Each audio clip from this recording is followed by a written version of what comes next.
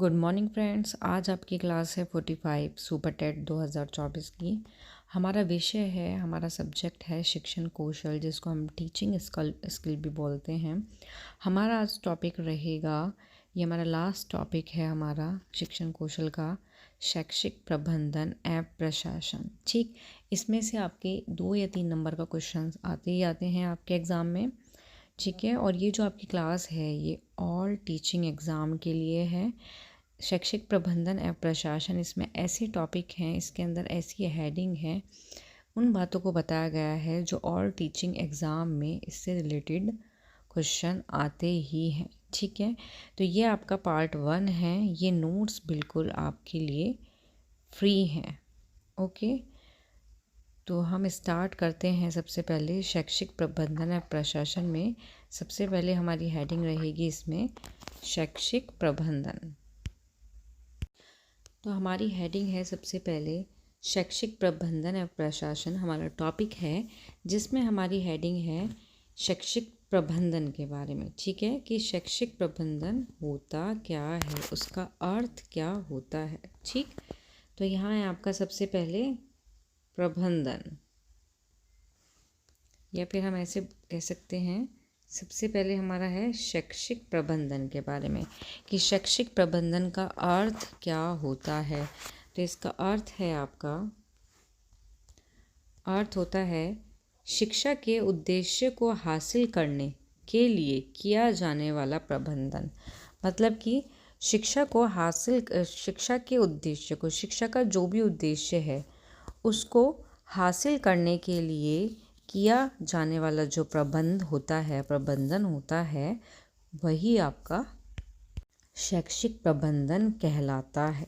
ठीक है, आपका ये जो शैक्षिक प्रबंधन होता है, ये शिक्षा के संस्थानों, जो शिक्षा की संस्थान होती हैं उनको, और जो प्रणालियों के संगठन होते हैं, और जो प्रशासन का सैद्धांतिक और व्यवहारिक पहलू है।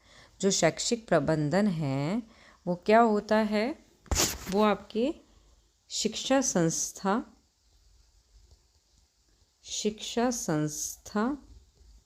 ठीक है, प्रणाली के संगठन,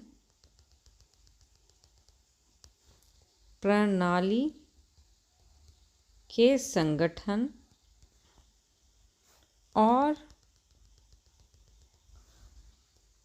प्रशासन का सैद्धांतिक और व्यवहारिक पहलू होता है। ठीक, आगे आता है इसमें कि शैक्षिक जो प्रबंधन होता है उसकी परिभाषा क्या है। तो हम इसकी परिभाषा के बारे में बात करेंगे। जो इसकी परिभाषा है वो काफ़ी सारी परिभाषाएं दी हैं। ठीक है, काफ़ी सारी परिभाषा दी हैं, जिसमें से हमारी फर्स्ट आती है प्रो एलन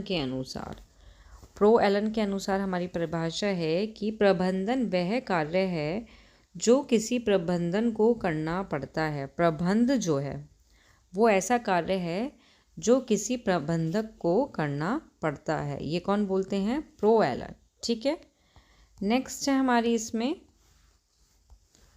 हेनरी फेयाल के अनुसार, ये बोलते हैं कि प्रबंधन से अर्थ पूर्वानुमान लगाना या फिर योजना बनाना या फिर संगठन करना या निर्देशन करना व नियंत्रण करना है।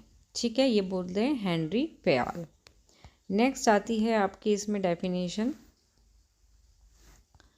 नेक्स्ट डेफिनेशन है किसी व्यावसायिक व शैक्षिक संस्था की क्रिया के नियोजन व निगमन से है। जो शैक्षिक प्रबंधन क्या है कि किसी भी व्यावसायिक या शैक्षिक संस्था की जो भी क्रियाएं होती हैं, क्रियाओं के नियोजन से और निगमन से होता है। ये कौन बोलते हैं? EFL breaker. ठीक, ब्रेक।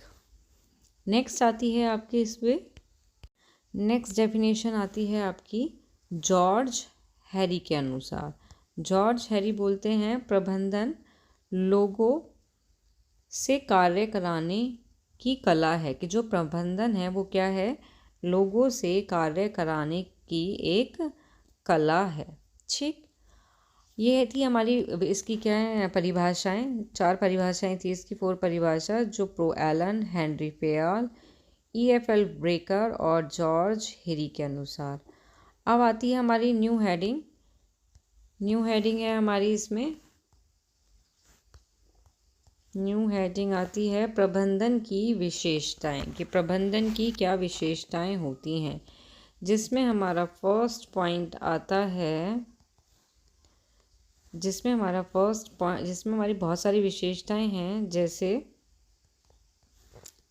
नियोजन प्रबंधन, समन्वयन प्रबंधन, अमूर्त प्रबंधन, उद्देश्यपूर्ण प्रबंधन, व्यवसाय के रूप में प्रबंधन। तो सबसे पहले हम डिस्कस करेंगे फर्स्ट के बारे में कि नियोजन प्रबंधन। ठीक है, तो नियोजन प्रबंधन के बारे में हम बताएंगे इसमें कि इसकी विशेषता क्या होती है। तो जो शैक्षिक प्रबंधन की जो सबसे पहली और मुख्य विशेषता होती है वो क्या होती है आपकी, नियोजन प्रबंधन। ठीक है, शैक्षिक प्रबंधन के बारे में तो हम पढ़ रहे हैं, तो इसकी विशेषता सबसे पहले तो यही है कि सबसे पहली और मुख्य विशेषता क्या है, नियोजन प्रबंधन होती है। कैसे, इसमें सारी प्रबंधन व्यवस्थाएं पूर्ण नियोजित होती हैं, कि इस प्रबंधन में जो आपकी नियोजित प्रबंधन है, इसमें क्या होता है, सारी की सारी व्यवस्थाएं जो हैं पूर्ण रूप से क्या होती हैं, नियोजित होती हैं। ठीक है, अर्थात मतलब कि सारे जो कार्य होते हैं वो क्रमबद्ध तरीके से या नियोजित तरीके से किए जाते हैं। नियोजन प्रबंधन में क्या होता है कि जितने भी सारे कार्य होते हैं कार्यक्रमबद्ध तरीके से या नियोजित तरीके से किए जाते हैं। ठीक है, और यह शैक्षिक प्रबंधन की ही नहीं बल्कि सभी प्रबंधों की पहली महत्वपूर्ण विशेषता है। तो इसमें क्या किया जाता है आपका, इसमें आपका मेन यही है कि सारे कार्य क्रमबद्ध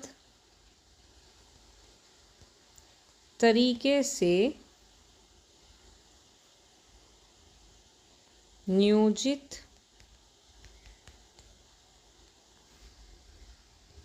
किए जाते हैं, नियोजन प्रबंधन में। ठीक है, और ये शैक्षिक प्रबंधन की ही नहीं बल्कि सभी प्रबंधनों की क्या है, पहली महत्वपूर्ण विशेषता है। ठीक है, सेकंड आता है हमारा, इसमें सेकंड पॉइंट है हमारा समन्वित दृष्टिकोण।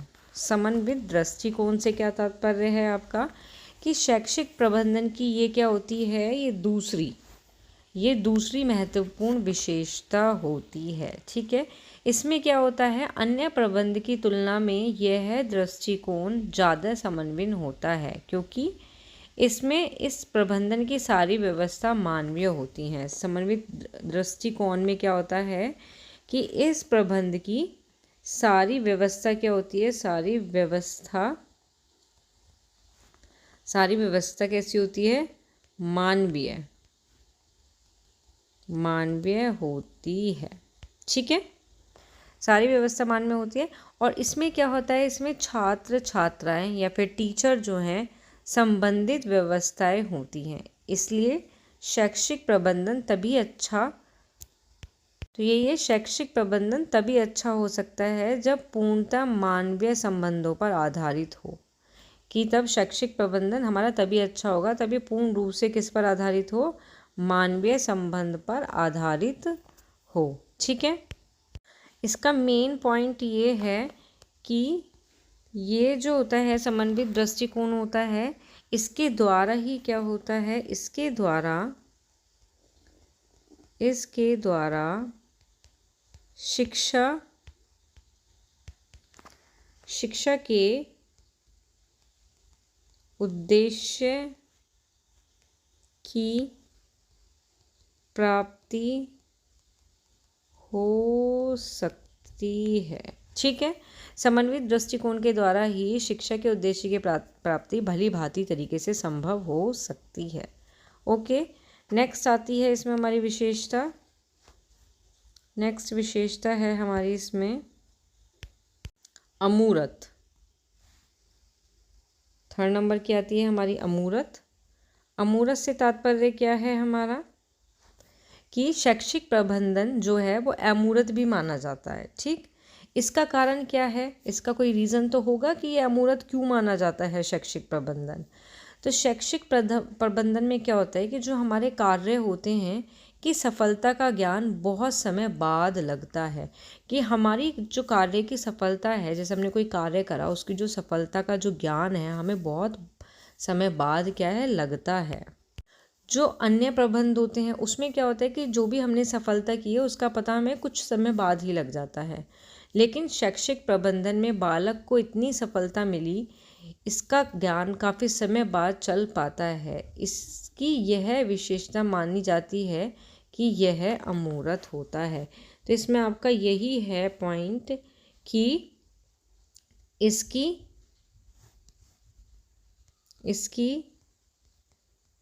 सफलता का पता कुछ समय बाद लगता है। ठीक है, अमूर्त प्रबंधन में यही है आपका कि विशेषता यही है कि इसका जो पता है वो कुछ समय बाद लगता है। ठीक, नेक्स्ट आता है आपका उद्देश्यपूर्ण। ठीक, तो इसमें क्या है, सभी प्रबंधन की यह विशेषता होती है कि वह उद्देश्यपूर्ण होते हैं। कोई भी प्रबंधन है वो क्या होगा, आपका उद्देश्य से पूर्ण होगा। शैक्षिक प्रबंधन की भी ये विशेषता होती है कि वह क्या होगा, जिस तरीके से सभी प्रबंधन की विशेषता होती है कि वह उद्देश्यपूर्ण होता है, उसी तरीके से शैक्षिक प्रबंधन की भी विशेषता होती है कि वह उद्देश्यपूर्ण होगा। तो जो शैक्षिक प्रबंधन है उसका उद्देश्य है कि शिक्षक, छात्र या इससे जुड़े अधिकारी, अभिभावकों आदि सभी को इसका स्पष्ट ज्ञान हो। शैक्षिक प्रबंधन का उद्देश्य यही होता है, उद्देश्यपूर्ण से तात्पर्य इसका यही है कि इसके लिए यह आवश्यक होता है कि टीचर, जो आपके शिक्षक हैं, शिक्षक, छात्र या इससे जुड़े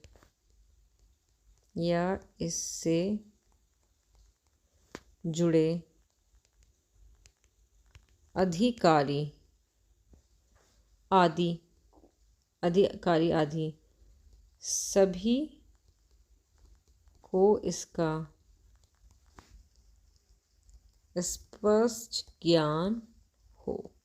ठीक है, तो एक तरह से हम यही कह सकते हैं इसमें कि जो हमारा शैक्षिक प्रबंधन होता है वो उद्देश्यपूर्ण होता है। ठीक, नेक्स्ट आता है आपका 5 पॉइंट व्यवसाय के रूप में।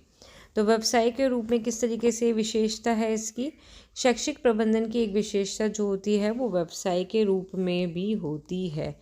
कैसे कि इसका तात्पर्य एक तरह से ये भी है कि शैक्षिक क्षेत्र में भी यह महसूस किया गया है, शैक्षिक का जो क्षेत्र है उसमें ये महसूस किया गया है कि कुशल प्रबंधन हो। ठीक, तो आज शैक्षिक क्षेत्र बहुत क्या हो गया है, हमारा विस्तृत हो गया है, बहुत ज़्यादा जटिल होता जा रहा है। इसलिए क्या हुआ है, इसलिए शैक्षिक प्रबंधन भी एक व्यवसाय के रूप में प्रतिनिधित्व होता जा रहा है।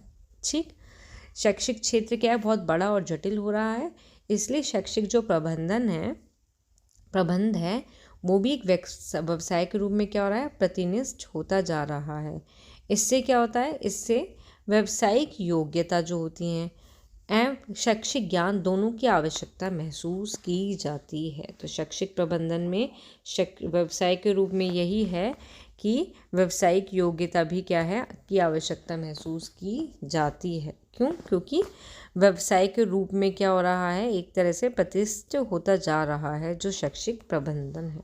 ठीक, नेक्स्ट आता है इसमें, नेक्स्ट है आपका 6 कला व विज्ञान। तो कला और विज्ञान में भी क्या है, शैक्षिक प्रबंधन की एक विशेषता ये भी होती है कि इसको कला और विज्ञान दोनों ही माना गया है। शैक्षिक प्रबंधन को क्या माना गया है, कला भी माना गया है और विज्ञान दोनों माना गया है। कला इसलिए है, अब क्वेश्चन उठता है ना, आता है ना कि कला क्यों है, तो कला इसलिए क्योंकि इसको ठीक प्रकार में प्रस्तुत करना होता है। ठीक है, और साथ ही मानवीय संबंध पर आधारित होने के कारण यह कला है। ठीक तरह से प्रस्तुत करने के लिए और मानवीय संबंध पर आधारित होने के कारण मानवीय संबंध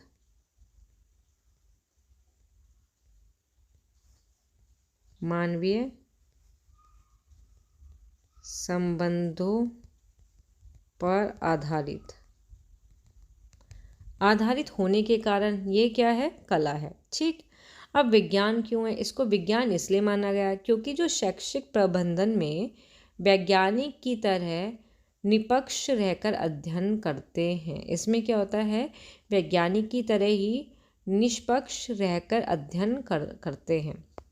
शैक्षिक प्रबंधन में भी सारे निर्णय पूर्णधारकों एवं पूर्वग्रहों से दूर रहकर प्रयोग के माध्यम से या परीक्षण के माध्यम से अनुसंधान के आधार पर निर्णय किया जाता है। तो इसलिए इसको विज्ञान भी माना गया है। ओके, 7 पॉइंट आता है आपका सामूहिक। सामूहिक में आता है आपका शैक्षिक प्रबंधन की यह अपनी एक अलग विशेषता होती है, सामूहिकता। ठीक, क्योंकि इसमें क्या होता है, शैक्षिक प्रबंधन में क्या होता है कि तुम्हारा जो प्रिंसिपल होता है, प्रिंसिपल होते हैं, हमारे जो टीचर होते हैं, हमारे जो स्टूडेंट होते हैं, स्टूडेंट के साथ साथ जो उनके पेरेंट्स होते हैं, पेरेंट्स या अभिभावक होते हैं, एवं शिक्षा से जुड़े हुए उच्च अधिकारी को भी सहयोग होता है। ठीक है, सामूहिकता का यही है मतलब कि शैक्षिक प्रबंधन में क्या होता है, प्रिंसिपल, टीचर, स्टूडेंट, पेरेंट्स, अभिभावक एवं शिक्षा से जुड़े जितने भी उच्च अधिकारी होते हैं को भी सहयोग होता है। ठीक है, तो सबके सब क्या करते हैं, सबके सामूहिक योगदान पर ही, सबका क्या होता है, सामूहिक योगदान पर ही शैक्षिक प्रबंधन सफल रह सकता है। शैक्षिक प्रबंधन सफल कब होगा, तब इन सबका सहयोग होगा। ठीक, कि प्रिंसिपल का भी, टीचर का भी, स्टूडेंट का भी, अभिभावक का भी और शिक्षा का भी, ये सब तब एक साथ सहयोग करेंगे। ठीक है, तो हमारा जो शैक्षिक प्रबंधन है वो सफल होगा। और अगर क्या होता है, अगर सामूहिकता में क्या होती है, कमी आ जाती है, मतलब सामूहिकता का योगदान नहीं रहता, कमी आ जाती है, तो सफलता फिर नहीं मिल सकती।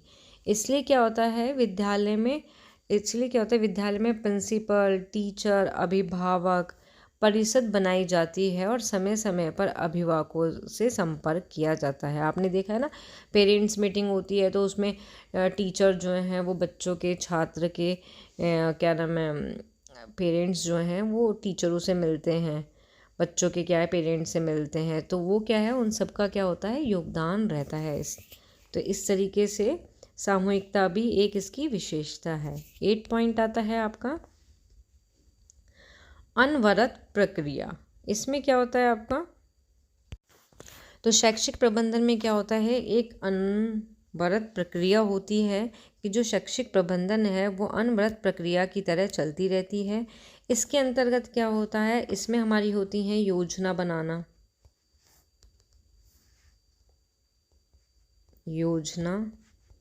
बनाना, ठीक, निर्णय करने या फिर संगठन करने या निर्देश, समन्वय आदि के बारे में निरंतर कार्य किए जाते हैं। अनवरत प्रक्रिया क्या है कि ये निरंतर शैक्षिक प्रबंधन में चलती रहती है, जिसमें हम योजना बनाते हैं, निर्णय करते हैं या फिर हम संगठन करते हैं या कोई निर्देशन देते हैं। ये सभी क्रियाएं निरंतर चलती रहती हैं। 9 आता है आपका सहयोग की भावना। ठीक है, 9 में आता है आपका सहयोग की भावना। तो इसमें क्या होता है आपका कि सभी प्रबंधन की तरह शैक्षिक प्रबंधन में सहयोग की भावना जो होती है ये भी बहुत आवश्यक होती है। क्यों? क्योंकि सहयोग की भावना होने से ही क्या होता है, प्रबंधन के सभी व्यक्ति निजी हितों से ऊपर उठकर सामूहिक हितों पर अधिक जोर देते हैं और इससे क्या होता है, इससे प्रबंधन की सफलता निर्भर होती है या इसी पर प्रबंधन की सफलता जो है निर्भर करती है, सहयोग की भावना पर। नेक्स्ट आता है आपका 10 पॉइंट सभी स्तर पर प्रबंधन। इसमें क्या है आपका, इसमें होता है कि शैक्षिक प्रबंधन सभी स्तर पर होना चाहिए। या होता है। ये इसकी विशेषता है कि शैक्षिक जो प्रबंधन है वो सभी स्तर पर होता है। जैसे विद्यालय में क्या होता है, प्रधानाचार्य होते हैं, उप प्रधानाचार्य होते हैं, 2 पारी होती हैं में चलने वाले जो विद्यालय में पारी प्रबंधन में आते हैं। ठीक है। इसके अलावा क्या होता है कि जिला स्तर पर या उप जिला शिक्षा अधिकारी या फिर अतिरिक्त जिला शिक्षा अधिकारी या जिला शिक्षा अधिकारी, ये सब आते हैं। और इसके ऊपर जो होते हैं सहायक निर्देश, उप निदेशक, संयुक्त निर्देशक, सचिव, उप सचिव शिक्षा, तो ये सभी क्या होते हैं, शिक्षा सचिव, सब आते हैं। सभी स्तर पर प्रबंधन से तात्पर्य यही है कि इसमें ये जो शैक्षिक प्रबंधन है वो हर स्तर पर होता है कि प्रधानाचार्य, उप प्रधानाचार्य पे भी, आपका जिला स्तर, उप जिला शिक्षा अधिकारी या फिर आपका उप निदेशक, सहायक निदेशक या शिक्षा सचिव या फिर विशिष्ट शिक्षा सचिव, ये सभी के सभी इसके अंतर्गत आते हैं। ठीक। 11 में आता है आपका वैज्ञानिक दृष्टिकोण। वैज्ञानिक दृष्टिकोण, तो वैज्ञानिक दृष्टिकोण भी बहुत आवश्यक है आपका शैक्षिक प्रबंधन में। किस लिए? क्योंकि वैज्ञानिक दृष्टिकोण से तात्पर्य पता है क्या होता है? ये होता है कि हम सभी निर्णय पूर्व धारणाओं से दूर रहकर करें। ठीक। पूर्व धारणाओं के आधार पर किए गए निर्णय ठीक नहीं होते, इसलिए आज का युग विज्ञान का युग माना जाता है। शैक्षिक प्रबंधन में यही है कि हमें जो पहले के निर्णय हैं उन धारणाओं से हमें दूर रहना चाहिए, और जो हमारा आज का जो युग है, आज का हमारा क्या है, वैज्ञानिक युग है, तो हमें इन धारणाओं को मानना चाहिए। अगर हम पूर्ण धारणा के आधार पर कोई निर्णय लेंगे शिक्षा के लिए तो वो ठीक नहीं होगा। तो इस तरीके से वैज्ञानिक दृष्टिकोण भी इसकी एक विशेषता है। 12 आता है इसका आपका उपलब्ध साधनों का उपयोग। इसमें क्या है, ये भी इसकी एक विशेषता है कि शैक्षिक प्रबंधन में उपलब्ध साधनों का अधिकतम उपयोग किया जाता है। उपलब्ध साधनों का उपयोग किया जाता है, बहुत ज़्यादा किया जाता है। आज हमारे विद्यालय में क्या हुआ, आज हमारे विद्यालय में बहुत ही सीमित मात्रा में क्या है, साधन है। ठीक। और यही कारण होता है कि नई दिशा नीति में ब्लैक बोर्ड ऑपरेशन का कार्यक्रम चलाया गया था। ठीक। इसमें यही प्रयास किए गए थे कि विद्यालय में न्यूनतम सुविधा उपलब्ध कराई जाए। इसलिए शैक्षिक प्रबंधन की एक महत्वपूर्ण विशेषता यह भी है कि हमारे विद्यालय में जो भी न्यूनतम साधन उपलब्ध हैं उन साधनों के आधार पर शिक्षण संस्था में बालकों को उचित शिक्षा दें। ठीक है। तो उपलब्ध साधनों का उपयोग जो है ये भी इसकी एक महत्वपूर्ण विशेषता है, और उपलब्ध साधनों का अधिकतम उपयोग किया जाता है। तो यहाँ होती हैं विशेषताएं हमारी ख़त्म। अब हमारी नेक्स्ट हेडिंग आती है इसमें शैक्षिक प्रबंधन के कार्य। ठीक। नेक्स्ट हेडिंग है हमारी शैक्षिक प्रबंधन के कार्य। शैक्षिक प्रबंधन के कार्य, तो हमारी हेडिंग रहेगी प्रबंधन के कार्य। ठीक है। जिसको प्रबंधन के जो कार्य हैं इसको हम जो आपके शैक्षिक प्रबंधन हैं उसमें क्या है, निम्नलिखित क्या है, कार्य किए गए हैं, बहुत सारे कार्य किए गए हैं। शॉर्ट में हम इसको इस तरीके से भी लिख सकते हैं कि POSDCORD। ठीक है। जिसमें हमारा P का मीनिंग होता है प्लानिंग, मतलब योजना बनाना। O का मतलब होता है ऑर्गेनाइज, मतलब संगठन बनाना। उसके बाद होता है हमारा S स्टेफिंग, उसका मतलब होता है कर्मचारी की व्यवस्था करना। आगे इसमें आता है हमारा CO, इसका मीनिंग होता है कोऑर्डिनेटिंग, जिसका मतलब होता है समन्वय। उसके बाद आता है आपका R, जिसका मतलब होता है रिपोर्टिंग, मतलब सूचना देना। B से मतलब होता है बुड गेटिंग, जिसका मतलब होता है बजट बनाना। तो ये क्या है, ये सभी क्या हैं, शैक्षिक प्रबंधन के मुख्य कार्य हैं, जिसमें हम सबसे पहले फर्स्ट को डिस्कस करेंगे।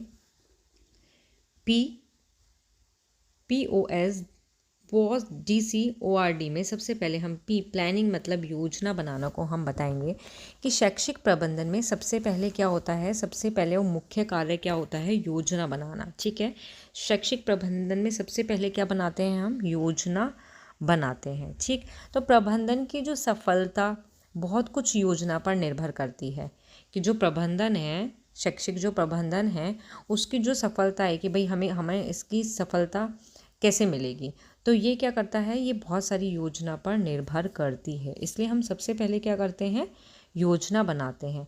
तो योजना के अंदर क्या क्या चीज़ आती हैं या क्या होता है, तो योजना के अंदर हम पहले ही निश्चित कर लेते हैं कि कौन कौन से कार्य करने हैं। योजना बनाने से तात्पर्य आपका यही है कि इसमें हम क्या करते हैं, सबसे पहले ये निश्चित कर लेते हैं कि हमें कौन कौन से कार्य करने हैं या किस प्रकार करने हैं या फिर कब करने हैं या किस किस को कौन कौन से कार्य करने हैं। ठीक, योजना प्लानिंग में आपका यही होता है, शैक्षिक प्रबंधन की योजना में, कि हमें अपना प्रबंधन अगर सफल बनाना है तो उसके लिए हम पहले से ही ये निश्चित कर लेते हैं कि कौन कौन से कार्य करें, किस प्रकार करें, कब करें, कौन कौन से कार्य करेगा।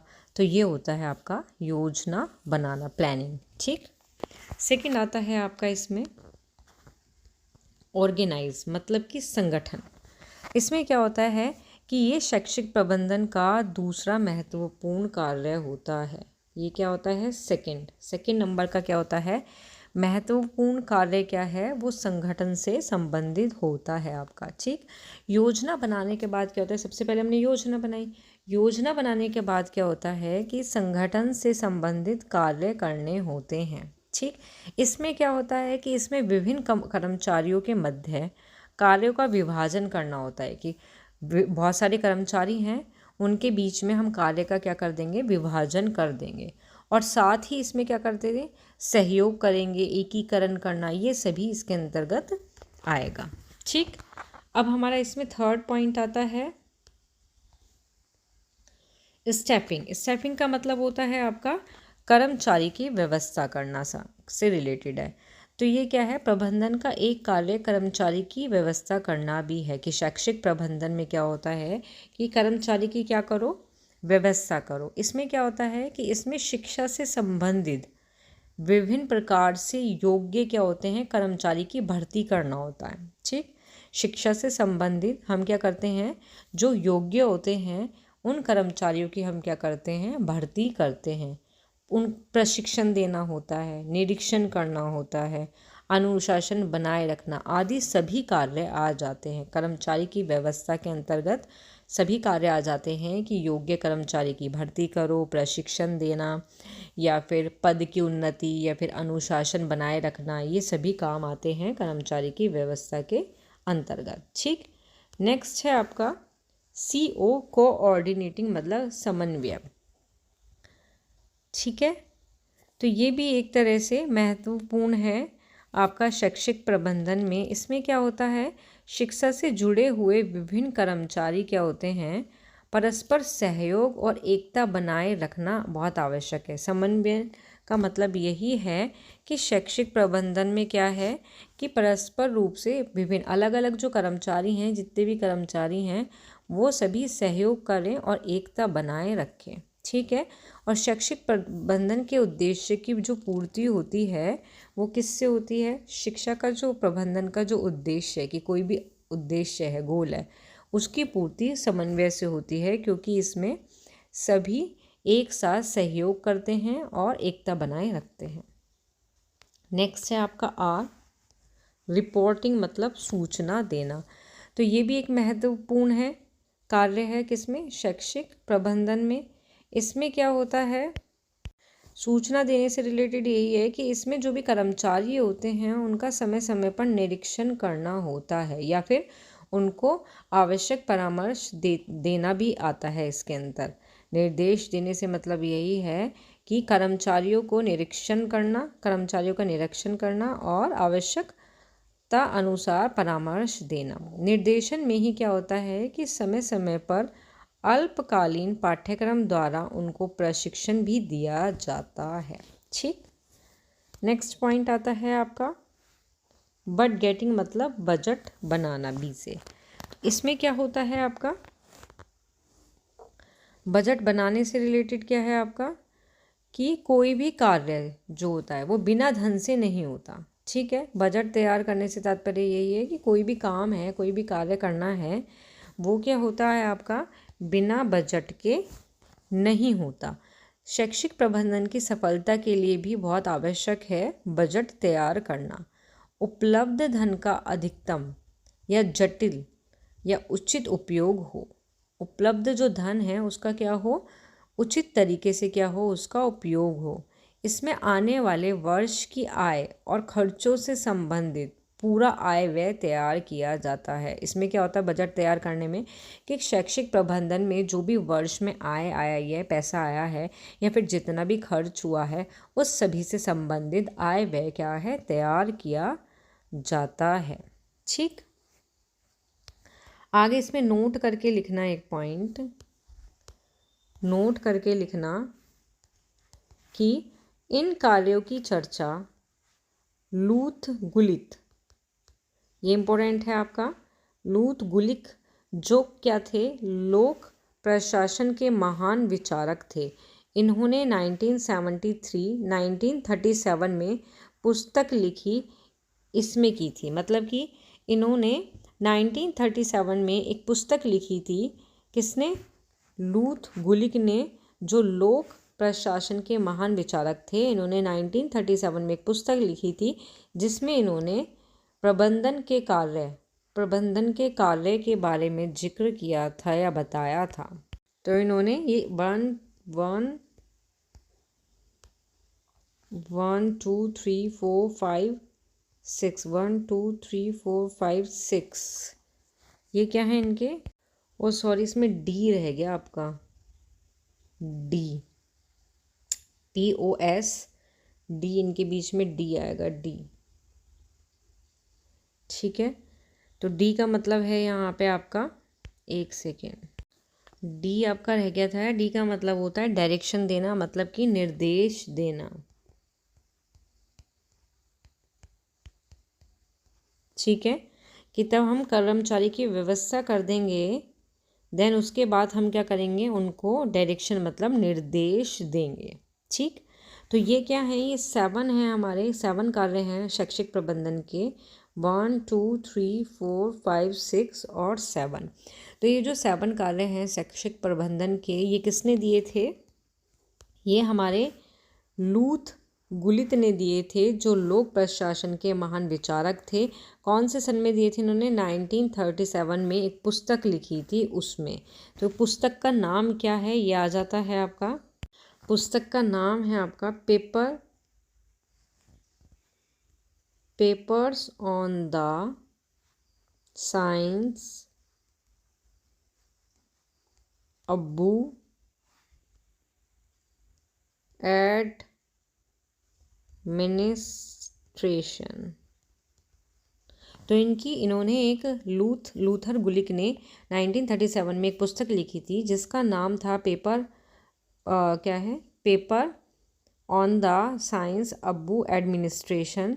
तो इस बुक में, इनके माध्यम से, इस बुक के अंदर इन्होंने 7 महत्वपूर्ण कार्यों की चर्चा करी थी। ठीक है, जो मैंने ऊपर बताए हैं अभी आपको।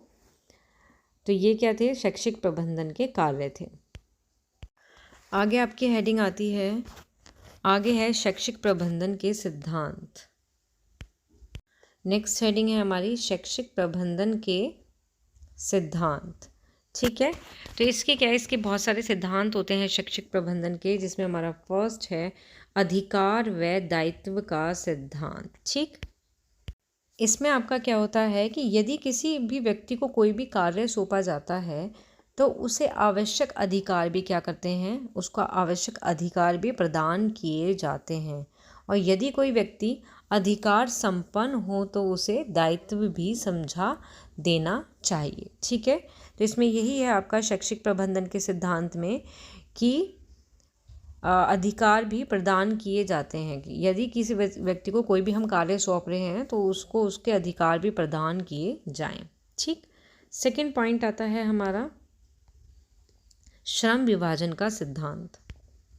श्रम विभाजन से तात्पर्य यही है कि हर कोई व्यक्ति हर तरीके के कार्य नहीं कर सकता। जो व्यक्ति क्या होते हैं, शारीरिक या मानसिक दृष्टि से अमुक कार्य करने के योग्य नहीं होते हैं, या कुछ ऐसे होते हैं कि जो कुछ ही कार्य कर पाते हैं, तो उनको उसी तरीके का कार्य सौंपा जाना चाहिए। श्रम विभाजन से तात्पर्य यही है कि हर कोई हर तरीके का कार्य नहीं कर सकता। जो जिस तरीके का कार्य कर सकता है उसको वैसा ही कार्य सौंपा जाना चाहिए। ठीक, नेक्स्ट आपका आता है उद्देश्य का सिद्धांत। इसमें आपका यही है कि समस्त जो संगठन होता है या फिर संगठन के जितने भी भाग होते हैं वो क्या है, उद्देश्य की प्राप्ति में पूर्ण रूप से उनका क्या होना चाहिए, योगदान होना चाहिए, या वो योगदान देना उनको चाहिए। ठीक, 4 पॉइंट आता है संतुलन का सिद्धांत। इसमें क्या होता है आपका, इसमें आपका यही है कि संगठन की जितनी भी इकाइयाँ होती हैं उनको संतुलित रूप में रखा जाना चाहिए, कि समस्त जितने भी हमारे मानवीय, हमारे भौतिक साधन हैं, अधिकार हैं, कर्तव्य, पर्याप्त रूप से संतुलन स्थापित किया उनके अंदर जाना चाहिए।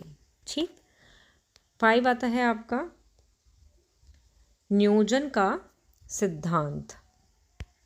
नियोजन के सिद्धांत में यही है कि पूर्व निर्धारित जो नियोजन को जो भी कोई कार्य होता है उसको पूर्व निर्धारित नियोजन के अनुसार ही हमें करना चाहिए। और नियोजन करते समय हमें क्या करना चाहिए कि उपलब्धियाँ, उपलब्ध साधन जो हैं, जो भी हमारी पारिस्थिति हैं, उन सभी का ध्यान हमें रखना चाहिए। ठीक है, 7 आता है हमारा सहभागिता का सिद्धांत। सहभागिता का सिद्धांत, इसमें यही आता है हमारा कि संगठन का जो प्रत्येक स्तर से क्या होना चाहिए, विचार को क्या करें, एकत्रित करें।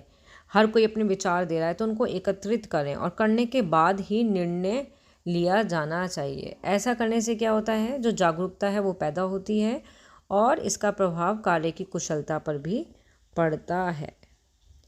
8 आता है आपका परिश्रमिक का सिद्धांत। इसमें क्या है कि इस सिद्धांत के अनुसार क्या होता है, दिए जाने वाला जो भी श्रमिक के भुगतान को पद्धति न्याय युक्त या संतोषजनक होनी चाहिए। कि जो परिश्रमिक या फिर भुगतान की जो पद्धति होती है वो कैसी होनी चाहिए, न्याय युक्त या संतोषजनक होनी चाहिए, कि उसमें संतोष होना चाहिए। 9 नंबर का आता है आपका अपवादों का सिद्धांत।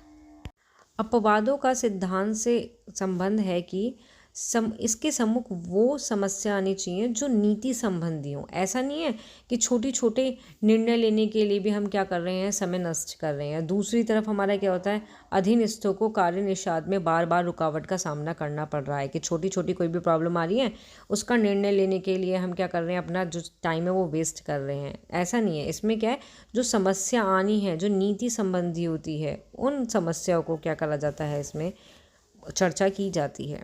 ठीक, 10 नंबर का आता है आपका सिद्धांत समता का सिद्धांत। ठीक, किसका, समता का सिद्धांत। इसमें क्या है आपका कि समानता के व्यवहार से कार्य करने वाले जो भी व्यक्ति होते हैं का मनोबल कैसा रहता है, ऊंचा रहता है। ठीक है, समानता के व्यवहार से कार्य करने वाले, और वो पूरी निष्ठा, लगन व परिश्रम से कार्य करते हैं। तो समानता के व्यवहार से जो भी कार्य करने वाले व्यक्ति होते हैं उनका मनोबल कैसा होता है, ऊंचा रहता है, और वो पूरी निष्ठा और लगन के साथ क्या करते हैं, काम करते हैं। तो ये क्या है, इसके 10 सिद्धांत हैं।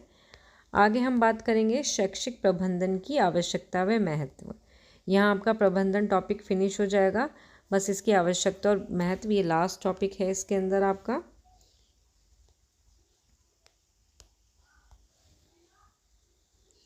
जिसमें हमारा फर्स्ट पॉइंट आता है हमारा संगठनात्मक समस्याएं। तो आपका इस संगठनात्मक समस्या के अंदर क्या आता है कि जो संगठन होता है वो अपने उद्देश्य को क्या करता है कि उसमें काम करने वाले जो भी व्यक्ति होते हैं उनके माध्यम से प्राप्त करने का प्रयास करता है। ठीक, और जो व्यक्ति होता है वो अपने जीवन के उद्देश्य को प्राप्त करने के लिए किसी संगठन का सदस्य बनता है। तो दोनों ही क्या होते हैं, एक दूसरे के माध्यम से अपने अपने हितों को पूरा करने की चेष्टा करते हैं, व्यक्ति भी और जो संगठन है वो भी। तो ऐसा होने पर क्या होता है, अक्सर समस्या उत्पन्न हो जाती है। तो कुशल प्रबंधन सदैव क्या करता है, इस प्रकार का नेतृत्व प्रदान करते हैं जिसमें व्यक्ति और संगठन के उद्देश्य में समरूपता आए और परस्पर द्वंद्व उत्पन्न ना हो। तो संगठनात्मक समस्या से तात्पर्य यही है कि शैक्षिक प्रबंध क्यों आवश्यक है, कि तब संगठन और व्यक्ति दोनों के बीच में क्या है, समस्या उत्पन्न हो जाती है, तो वो इस तरीके का नेतृत्व प्रदान करते हैं कि दोनों के बीच में समस्या उत्पन्न ना हो। ठीक। सेकंड पॉइंट आता है आपका मानवीय संसाधनों का विकास करने के लिए। इसमें क्या होता है कि जो कुशल प्रबंधन होता है उसमें क्या होता है कि कुशल प्रबंधक निर्धारित लक्ष्यों की प्राप्ति के लिए क्या करता है, जो भी योग्य व्यक्ति होते हैं उनको क्या करता है, चुनता है और उन्हें क्या करता है, प्रशिक्षण प्रदान करता है और उनकी क्षमताओं को पहचान कर उन्हें कार्य दे देता है कि भाई ये व्यक्ति ये कार्य करेगा।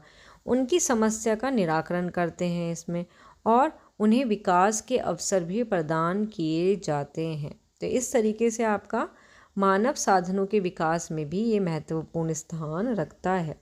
ठीक। थर्ड पॉइंट आता है आपका विभिन्न कारकों में समन्वय के लिए।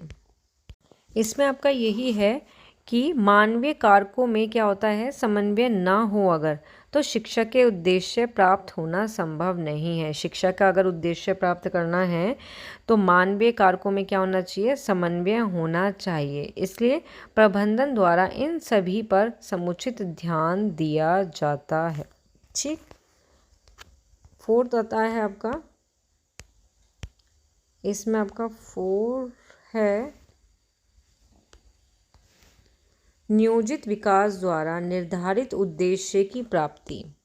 तो जो शैक्षिक प्रबंधन होता है उसका लक्ष्य यही होता है कि शैक्षिक उद्देश्य की क्या की जाए, प्राप्ति होती है। शैक्षिक प्रबंधन से का लक्ष्य होता है शैक्षिक उद्देश्य की प्राप्ति से। ठीक है। इसके लिए क्या होता है, नियोजन, संचालन, समन्वयन, ये सभी के सभी क्या हैं, इत्यादि कार्य करते हुए प्रयास करता है। ओके। और इसमें क्या होता है, नियोजन विकास द्वारा उद्देश्य की प्राप्ति करता है। ठीक। 5 पॉइंट आता है आपका शैक्षिक उत्पादन की गुणवत्ता में वृद्धि करने हेतु। तो जो आपका ये नियोजित विकास है, नियोजित विकास के द्वारा ही जो नियोजित विकास के द्वारा ही जो शैक्षिक उत्पादन की गुणवत्ता है उसमें क्या होती है, गुणवत्ता में क्या होती है, वृद्धि होती है। जो शैक्षिक विकास के द्वारा ही शैक्षिक उत्पादन की गुणवत्ता में क्या होती है, वृद्धि की जा सकती है। ठीक। नेक्स्ट है आपका 6 न्यूनतम प्रयत्नों व संसाधनों द्वारा अधिकतम परिणामों की प्राप्ति हेतु। तो इसमें आपका यही है कि प्रबंधन एक ऐसी शक्ति होती है, एक ऐसी शक्ति या फिर साधन है, एक शक्ति या फिर ऐसा साधन है कि जिसके द्वारा क्या होता है, समय का, धन, श्रम का उपयोग करके अधिकतम उपलब्धि अर्जित की जा सकती है। कि न्यूनतम प्रयत्नों व संसाधनों के द्वारा ही हम क्या करते हैं, अधिकतम परिणाम की प्राप्ति हमें होती है। ठीक। 7 पॉइंट आता है हमारा आधुनिक वैज्ञानिक तकनीकी आविष्कारों का लाभ उठाने हेतु में भी जो आपका शैक्षिक प्रबंधन है वो आवश्यक और महत्वपूर्ण है। इसमें क्या है आपका कि शिक्षा का जो उद्देश्य होता है उसको हमें प्रभावशाली ढंग से प्राप्त करने के लिए तकनीकी का क्या करते हैं, प्रयोग किया जाता है शैक्षिक परिस्थिति में। ठीक है। तो इसमें क्या होता है, हमारा शिक्षण जो हमारी तकनीकी होती हैं, सूचना तकनीकी होती हैं, प्रणाली जो विश्लेषण होता है आदि के उपयोग से क्या होता है, शिक्षण प्रक्रिया को रोचक और आकर्षण बनाया जा सकता है। ठीक। तो शैक्षिक प्रबंधन का दायित्व यह भी होता है कि वह तकनीकी का प्रयोग व दक्षता उत्पन्न करने का प्रयास करे। ठीक है। तो लाभ उठाने हेतु यही है कि आधुनिक वैज्ञानिक तकनीकी, ये जो नई नई तकनीकी हैं, शिक्षण तकनीकी है, सूचना तकनीकी है, ये क्या करती हैं, हमारी टीचिंग का जो प्रोसेस है, शिक्षण जो प्रक्रिया है उसको क्या करती हैं, आकर्षक बना देती हैं, रोचक बना देती हैं। ठीक है। तो इससे हम क्या कर सकते हैं, बहुत सारा लाभ उठा सकते हैं। ठीक। तो ये क्या थे हमारे शैक्षिक प्रबंधन के शैक्षिक प्रबंधन की हमारी आवश्यकताएं और महत्व थी। तो यहाँ आपका टॉपिक है शैक्षिक प्रबंधन ख़त्म होता है। नेक्स्ट वीडियो में हम मिलेंगे। यहाँ पे आपकी वीडियो समाप्त होती है। नेक्स्ट वीडियो में मिलेंगे, हम शैक्षिक प्रशासन के बारे में पढ़ेंगे कि शैक्षिक प्रशासन होता क्या है, उसकी डेफिनेशन, उसके क्षेत्र, इन सभी के बारे में। ठीक है, जिसको भी वीडियो पसंद आए वो इसको लाइक, शेयर, सब्सक्राइब करना ना भूलें। Thank you. मिलते हैं नेक्स्ट वीडियो में।